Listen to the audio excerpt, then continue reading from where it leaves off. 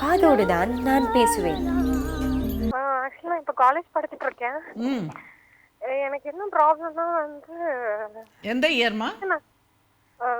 MSc first year. MSc first year.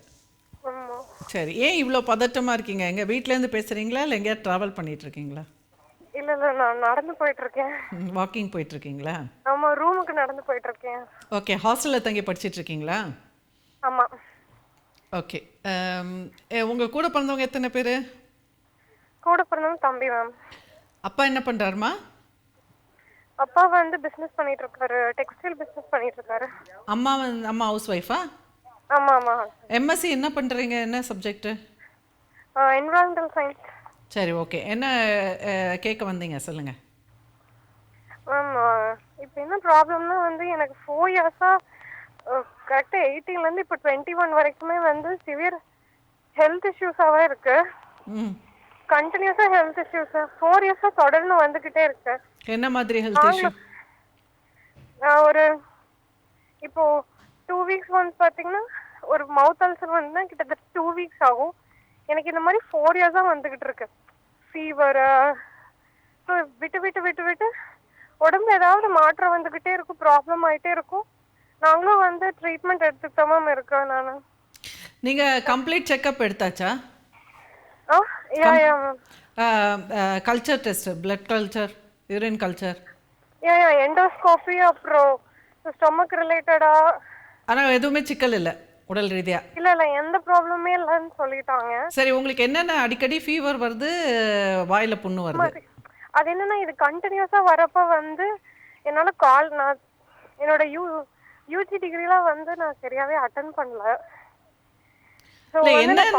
என்ன நோய் உங்களுக்கு 4 வருஷமா என்னென்ன நோய் வந்தது அதை மட்டும் சொல்லுங்க.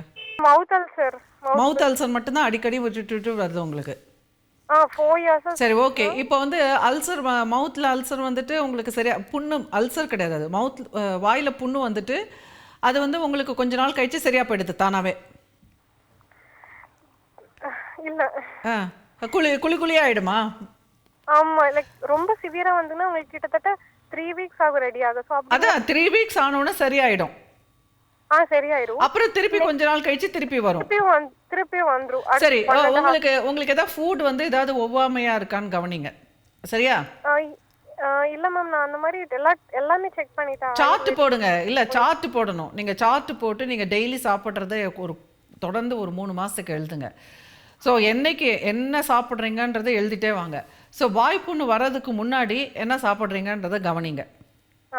ஓகே, அப்படிதான் நம்ம அப்ஜெக்டிவாக தான் இதெல்லாம் ஹேண்டில் பண்ணணும். நம்ம என்ன சாப்பிட்டோங்கிறது, என்ன ஒவ்வாமையாக இருக்குங்கிறத ஃபஸ்ட்டு நீங்கள் பார்க்கறதுக்கு இப்படி தான் பண்ணணும். ஓகே, அடுத்தது டெம்பரேச்சர். டயட் ஃபாலோ பண்ணிட்டு தான் மேம் இருக்கேன். 3 இயர்ஸாக ஃபாலோ பண்ணி, ஸோ டாக்டர்ஸ் கொடுத்தது தான் நான் ஃபாலோ பண்ணிட்டு இருக்கேன். பட் அதையும் தாண்டி வருதுன்னா லைக் இது அவுட் ஆஃப் ஏதாவது நேச்சுரலாக எனக்கு நடக்கிறது போல, சம்திங் சூப்பர் நேச்சுரல். இல்லை அதெல்லாம் ஒன்றும் இல்லை. நீங்கள் ஆங்ஷியஸ் எக்ஸசைஸ் பண்ணுறேன். இல்லை, you are an anxious person, சரியா? இது வந்து வாய் புண்ணு வர்றது அப்படிங்கிறது வந்து என்னென்னா, நீங்கள் ரொம்ப பதட்டத்தில், அதாவது ஏதாவது ஒன்று செய்யணுங்கிற ஒரு இதில் இருந்தீங்கன்னா, இந்த மாதிரி ஒரு பதட்டம் காரணமாக இந்த மாதிரி சைக்கோசோமேட்டிக் இல்னஸ் வர்றதுக்கு வாய்ப்பு இருக்குது, சரியா? ஓகே, நன்றி. ஸோ இந்த நிகழ்ச்சி முடிகிற நேரத்துக்கு வந்தாச்சு. முக்கால்வாசி வந்து லூயி ஹேவோட ஒரு புக்கு இருக்குது, அதை வந்து நீங்கள் வாங்கி படிங்க. You can heel your body அப்படின்னு ஒரு புக் இருக்குது. You can heel your life அப்படின்னு ஒரு புக் இருக்குது. அதில் வந்து எப்படி வந்து நம்மளோட ஒவ்வொரு உறுப்புகளும் ஒவ்வொரு கெமிக்கல்ஸோட அட்டாச்சுங்கிறத அவங்க அழகாக எக்ஸ்பிளைன் பண்ணியிருக்காங்க. மோஸ்ட்லி ட்ரூவாக இருக்குது, நான் கூட பார்த்துருக்கேன். ஸோ இது வந்து சைக்கோசோமேட்டிக் அப்படின்னா என்னென்னா நம்ம மனம் சார்ந்த நோய் அப்படிங்கிறதுக்கு. அதாவது சில இதெல்லாம் வந்து உடல் ரீதியாக செக் பண்ணி பார்த்தா ஒன்றுமே இருக்காது, ஆனால் இருந்தாலும் வலிங்கிறது உண்மையாக இருக்கும். ஸோ அந்த மாதிரி வரும்பொழுது அந்த நம்மளுடைய மன ஆரோக்கியத்தை பொறுத்து தான் அது பாதிப்பு ஏற்படுது. அதை எப்படி சரி பண்ணிக்கலாம் அப்படிங்கிறது. இது நாள்பட நம்ம அந்த மாதிரி ஒரு கோபமோ ஒரு குற்ற உணர்வோ ஒரு சோகமோ இருக்கும்பொழுது அது உறுப்புகளையும் வந்து நாள்பட பாதிக்கும்.